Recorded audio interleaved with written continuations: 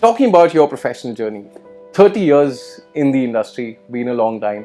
Do you remember the very first day of your first job? Yes, I do. I graduated as a Bachelor of Engineer in 1988, and on 31st of December 1988, I got a job, and they said, "You're going on the first night to Hong Kong." So I jumped on an aircraft, went to Hong Kong, never realizing how far Hong Kong was, because that was my second international trip outside the country at that time. The day after, I went to the office, and I do remember the first day. It was so cold out there that I didn't realize that Hong Kong could be that cold. I thought Hong Kong would be like Singapore, right? And yeah, I remember the first day when I walked into the office, okay, and they said, "This is your desk, and you need to start developing the software which we want." Okay, and that's it. That was that is how I remember the first day, and I still remember the seat I was sitting in the first day I went into that office. But it was amazing that that there was nothing like an induction training at the time. I was sent there to do some development of software, and that's how I remember it. So the very first day you were in the front line. You were in the front line already. Okay. It is not like today where you go through an induction, you learn the company and everything. No, out there at that time, and I'm talking about January of 1989, where we would just put on the desk, "This is your computer, start programming." Exactly. That leads me to my question: how informed were you of IT per se back then? And of course, it's been a very successful career that you've had. But at that time, how informed were you of? Not very much. Okay, not very much. Even when I was doing computer science engineering out here in India, the first computer I saw was after 1 year of joining the college, which was, I still remember, it was a ZX Spectrum. Okay, I think that power is not there anymore. Even your watch may be more intelligent than that computer at that time. True. But it was quite amazing. At that time, we were not informed too much about what IT was, because the mainframes which we saw the first time was in VJTI out here. Massive clunky machines, and you had to load them with commands? With paper slots. Okay, card readers. We had to load it.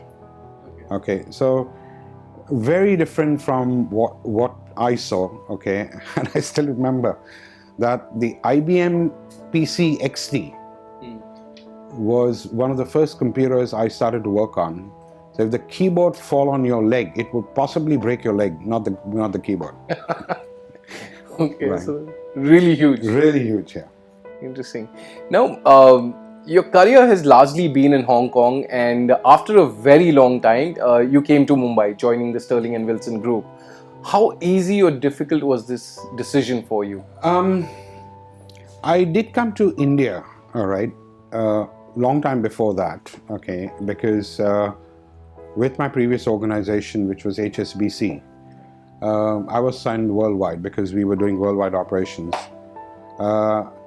But coming back to India was a concern at that time, because never worked in India, okay, and or never worked with an Indian organization. So it was challenging, I would say, but I was quite amazed at the openness of a company, even in India. I thought that multinationals had it done completely pit-pat in what they did. I was wrong, okay. Indian corporations were very much open, and Sterling and Wilson was very open at that time. Okay. Was it a culture shock in any way for you? No, I came to India in my first posting out of Hong Kong in 1997. Okay. That was a culture shock, huge culture shock. But I think when I joined Sterling and Wilson as a consultant for them, I'd already worked in India for a couple of years, okay, on and off, okay, because I had multiple postings into India out of Hong Kong. So you were sensitized. I was sensitized, but the first time in '97 was a shock, okay, because it's the way you work, either in the West or the East, is very different than working in India at that time. But with Sterling & Wilson, it was very open, and I could see the synergies of the thrust which they wanted to get it done. Right. Interesting. And now you've been a part of Eureka Forbes, and you've already transformed the company digitally to what it was and what it is now. How has the journey been for Eureka Forbes? Eureka Forbes has always been a sales-oriented company. Okay.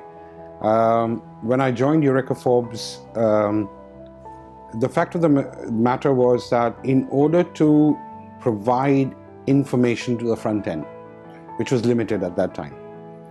So in, I think, 2018, we took a very bold step of how should we get into the cloud, cloud technologies.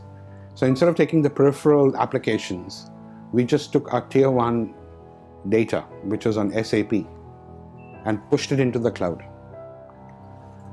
From that day onwards, we have never looked back.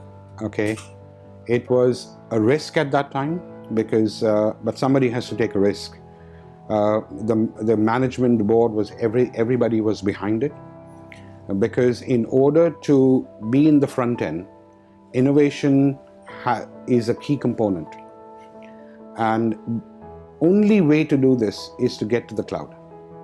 Once you're in the cloud, innovation becomes much more easy because it follows the methodologies which break the traditional way of doing things.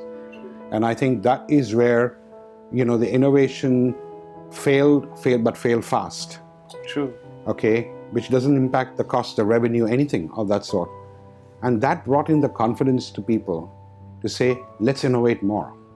True. And I think you happened to Eureka Forbes at the right time. Almost at the right time, Hence. yeah, almost. Okay, I think, yeah, it was at that time when I joined Eureka Forbes, because Eureka Forbes and Sterling & Wilson are part of the same parent. True. So I was being shared half and half. But with Eureka Forbes, there's nothing called half and half. Okay, it's 9/10 of the lawyer's possession. So they just. I think Eureka Forbes would want you whole. They're not going to spare any bit of you. Exactly. And I found out myself that weekly half and half did not work out. Okay, I was spending more time with Eureka Forbes, and again there was a difference. Sterling & Wilson is more B2B company, so Eureka Forbes is B2C. Correct. Right. Now, did you have mentors early on in your career, and how did they help you in molding you professionally and personally? I had some very good mentors, okay, out in Hong Kong. If I attribute I would say, my success, if I may call it, is because of my mentors. They mentored me in everything. Because when I was in Hong Kong, I would say I was very young, at the same time foolish, okay? I don't mind saying that. But it is a mentorship which actually created, okay, and I owe it to them. To a large extent, my interview at that time with HSBC was, are you married? And do you have kids? And I said, I am getting married. Okay, and we definitely want kids earlier in life. That was my interview with HSBC at that time, because the bank said that if you are married and with kids, then you're a responsible person. Then we are ready to accept you as an international manager, and we can send you anywhere in the world. Okay, so the person who said get married was my mentor. Okay. So it's not just about life. It's not about the job itself, but also about the life. Okay, how do you cater for different cultures? And I've traveled the world with them, but it's how do you cater for a culture, and all of that comes from the mentors. True. So I mean, they did play a meaningful part in your life. Massive role in my life. Okay, I don't think so. I would be anywhere near where I am today without their hand on my shoulder. Sure. Absolutely. Right. Great. Now, you're also a part of Yaktrak, which of course is a very unique organization offering very unique things. Can you tell us a little about your contribution there? Yaktrak was formed about 10 years back, okay, and headquartered in Vancouver, Canada. It basically does AI-based speech analytics for call centers. We've had reasonable amount of success with that company, okay, and it's growing. But I am I'm a partner in that company, but because of my morning job, my time is limited with them only between 9:30 and I think midnight every day.